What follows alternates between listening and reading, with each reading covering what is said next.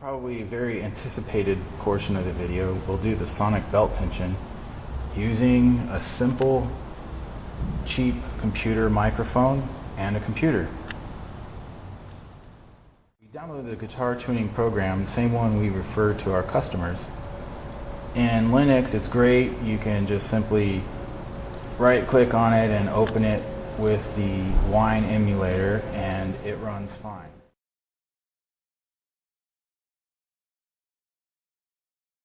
Let's get started. Unfortunately, we've got artificial light, so you see a lot of 60 hertz from the AC voltage running our fluorescent light tubes. It's better if you can do this in the natural light in your own garage, outside, whatever. We do the horizontal or forward cylinder first because it's at top dead center. The cam is not under tension, therefore it won't, in theory, affect the belt tension, whereas the vertical cylinder, the cam could apply a force to the sprocket and then that might affect your reading. So I always suggest doing this at top dead center.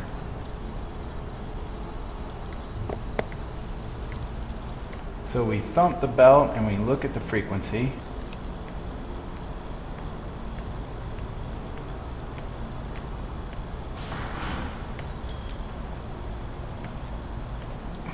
We try a few different positions to see if that affects the quality.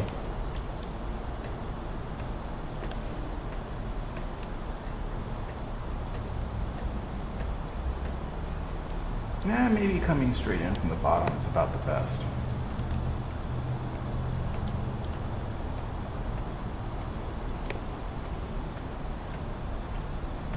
It looks like it's about, I don't know, what, 125 or so. So we're a little too tight. Alright, so we very gently back off a little bit of the pressure on the bolts. While I was in there, I used the screwdriver and a cooling fin to lever against the tensioning plate to loosen up on the belt just a little bit.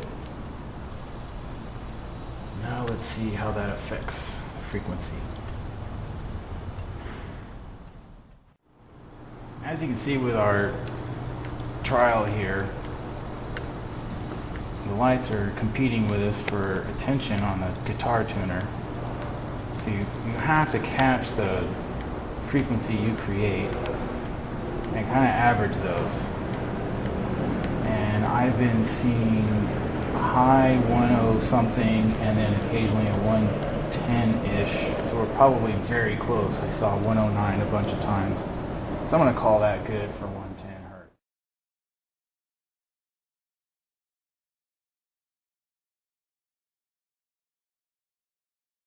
Install the crankshaft turning tool and we'll actually turn the engine backwards 90 degrees and get the rear cylinder at top dead center so that we can tension that belt.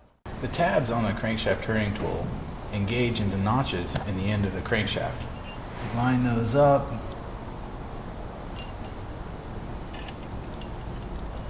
And now you tighten the bolt.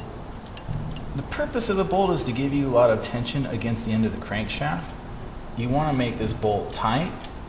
If it's too loose, you're actually using those two tabs to turn the engine instead of the force of this shaft against the end of the crankshaft. So that's decently tight. And we go back 90 degrees, which would be just more than vertical.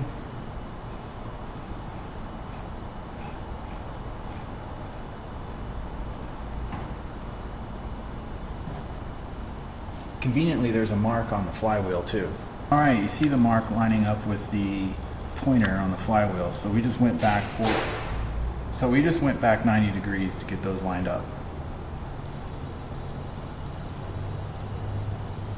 Additionally, you can look through the spark plug hole and see piston. All right, now let's try to get some readings on the vertical cylinder. Oh, I see that's like 114, 118. 17. Pay attention as you're loosening the screws in case the tensioning bracket shifts. Because if it shifts, you might not need to move it otherwise.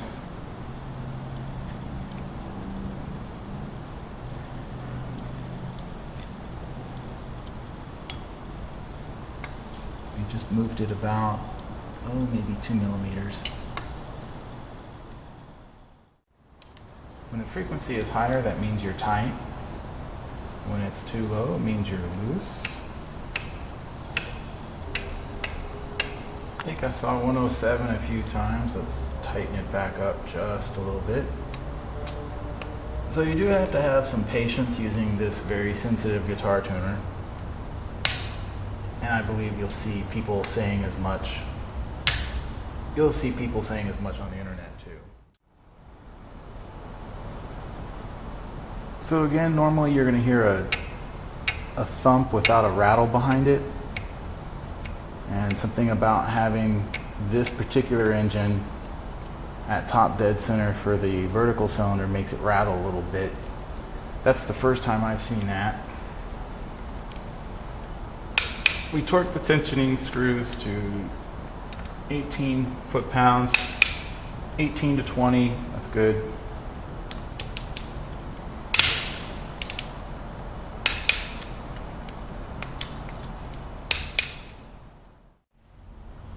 Alright, so there we have it. Wrapped it up. A little tricky, but not the end of the world. You can get through it. So to go over the whole procedure again, you strip down the bike by removing the belt covers. You pull out the spark plugs. Use the crankshaft turning tool to move it so that the dots line up on the timing marks. You paint the old belts. Once they're painted, you remove them, you count the teeth, transfer the dots to the new belts, install the new belts, make sure your dots are lined up. Then you can tension the forward cylinder, and then you rotate the engine backward 90 degrees, and then you can tension the vertical cylinder's belt. And in our case, it was a little difficult because in this position on the engine, it makes a little bit of a noise. We have most of the tools you need available in our hand tools section. We have torque wrenches, Allen keys, crankshaft turning tools in the engine maintenance area, as well as our timing belts. So we have just about everything you need to get this. And then of course another plug for the free Ubuntu Linux and the free guitar tuning software that show frequency for us. If you have any questions, you can email or call us. Thanks for watching. I'm Kelley.